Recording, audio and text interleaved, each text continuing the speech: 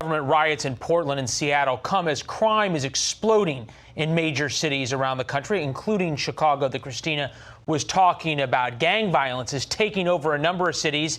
This is video of one of the many Wild West-esque shootouts that's been provided by the Chicago Police Department. You can see a number of people there engaged in gang violence. One video showed a woman trying to protect her little child during a shootout. We're joined by Chicago Alderman Anthony Napolitano. President Trump is sending roughly 200 federal agents to help anti-drug and gang task forces in your city. This seemed like a little bit of a negotiations between the mayor and the president. You, on the other hand, have been for it from the beginning. Why, sir? It's come to the point where I see it as, and we just need the help. And one of the stats, or one of the numbers that's just absolutely outrageous, is we have about 117,000 gang members in the city of Chicago. Right now, in the last 8 years, we have almost 23,000 people shot. We can't do this alone. We don't have the manpower for it. We are short police officers in the city of Chicago by at least 3,000 officers. Let me ask this question. Is it because the CPD is understaffed, or is it because it's undersupported and their hands are tied because they can't do stop and frisk? Those are both stirred in together. So we're understaffed because we can't keep up with our rate of attrition. And because of the denouncement of police officers nationwide, we can't get people to take the job anymore. And this is all part of one movement that's hurting the police department. It's hurting the city of Chicago in general. Where does this go from here, sir? We see the video. It seems as though there's gangs that control various parts of Chicago. The police can show up and do an investigation of a shooting, but it doesn't seem as though this stops somewhere. Yeah, you know what? A big part of this blame lands on our state's attorney. We have by far one of the worst state's attorneys in the country. I've said this a million times. I'll say it a million more. You're referring to Kim Foxx.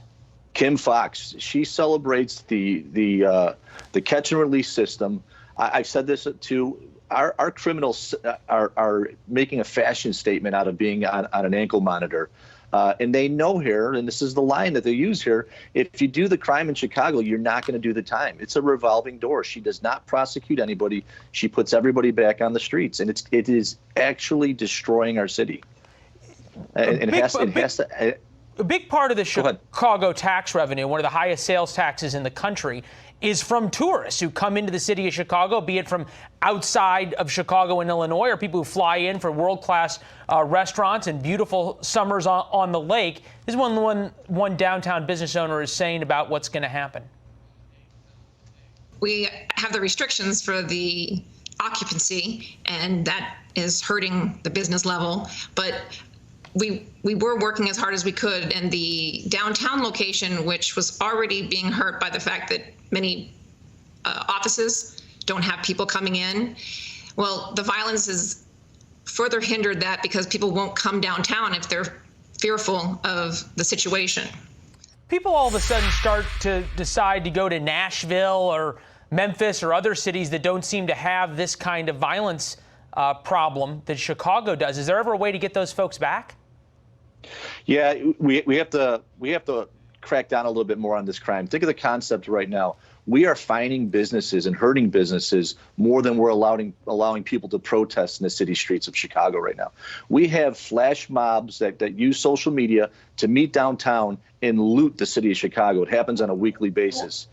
If we don't get ahead of this crime, if we don't let the police be the police. That's the question I was going to get to. Who is keeping the police from being the police? Is it because they're scared that Kim Foxx is going to start arresting police officers if they do their job? Or is it because the mayor's handcuffed them? What's the root of this problem? The root of this problem is it starts in the state's attorney's office. It is also the denouncement of the police in the city. The plan is denounce the police, make them not want to be the police anymore, send in the paid protesters, the Antifa and the socialists that are trying to destroy our city.